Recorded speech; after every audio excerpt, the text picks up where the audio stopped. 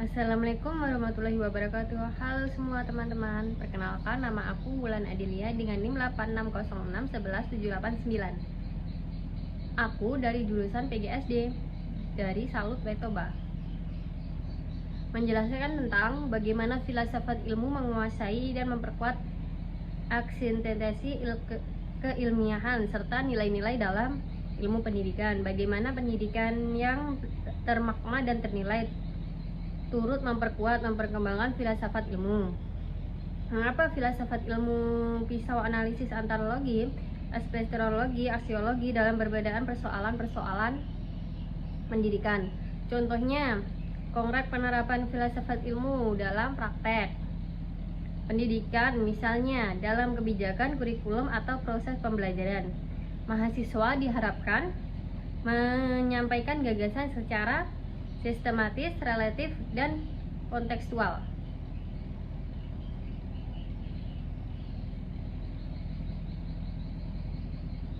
Halo, saya pernah nggak bertanya kenapa ilmu pendidikan itu disebut ilmu? Apa bedanya metode A dengan metode B? Disinilah filsafat ilmu masuk. Filsafat ilmu bukan teori berat yang jauh dari kelas, tapi berperan sebagai fondasi dan pengawasan agar ilmu pendidikan tetap ilmiah dan bermakna.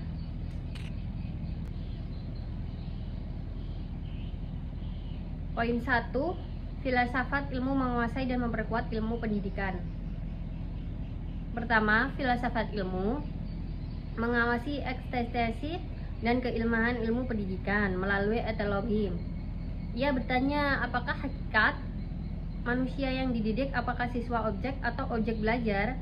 Melalui epistemologi, ia menguji bagaimana itu efektif, apakah dari uji, coba, logika, atau pengalaman. Melalui aksiologi, ia menjaga nilai tujuan pendidikan.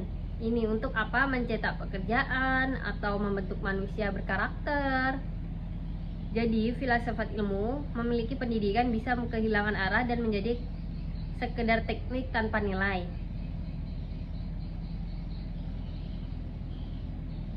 Visual, slide 3, lingkaran antarologi, epistemologi, aksiologi. Poin 2, pendidikan memperkuat filsafat ilmu.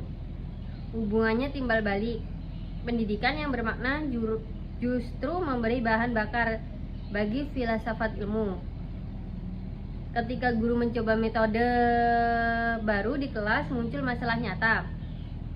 Siswa tidak kritis, kurikulum terlalu padat, teknologi mengganggu fokus. Masalahnya yang praktis ini memaksa filsuf dan praktisi pendidikan untuk merenung lagi. Apa tujuannya ilmu? Bagaimana pengetahuan seharusnya ditransfer? Jadi, praktek pendidikan itu menjadi laboratorium hidup yang menguji dan mengembangkan teori. Filsafat ilmu, visual, gambar, siklus, teori, praktek, refleksi, teori baru. Jadi ke poin ketiga, filsafat ilmu sebagai pisau analisis. Karena itu filsafat ilmu disebut analisis. Dengan analogi kita bedah apakah kebijakan merdeka belajar memandang siswa manusia sebagai manusia merdeka. Dengan epistemologi kita tanya, apakah kurikulum berbasis proyek benar-benar membangun pengetahuan siswa atau cuma praktik aktivitas tanpa makna. Dengan aksiologi kita nilai apakah proses pembelajaran ini membentuk karakter atau hanya mengajar nilai ujian.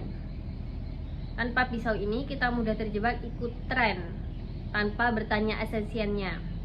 Visual, animasi pisau membelah 3 bagian, kebijakan, kurikulum, pembelajaran. Poin 4, contoh konkret. Contohnya dalam kurikulum Merdeka Belajar, secara analogi kurikulum itu memandang siswa sebagai subjek yang punya minat unik. Secara epistemologi ia mendorong pembelajaran berbasis proyek dan inquiry, bukan hafalan. Secara aksiologi, tujuannya bukan hanya nilai tinggi dan profil. Pelajar Pancasila yang berkarakter ini bukan filsafat yang tidak abstrak, ia nyata mempengaruhi kebijakan dan kelas kita. Visual, seperti screenshot, slide singkat tentang kurikulum merdeka. Jadi, filsafat ilmu dan pendidikan saling menguatkan sebagai calon pendidik tugas kita. Bukan hanya mengajar, tapi juga merefleksi dengan filsafat ilmu. Sebagai pisau analisis, kita bisa memastikan pendidikan yang kita jalankan benar-benar ilmiah, bermakna, dan bernilai. Terima kasih. Terima kasih teman-teman. Saya ucapkan terima kasih. Wassalamualaikum warahmatullahi wabarakatuh. Bye-bye.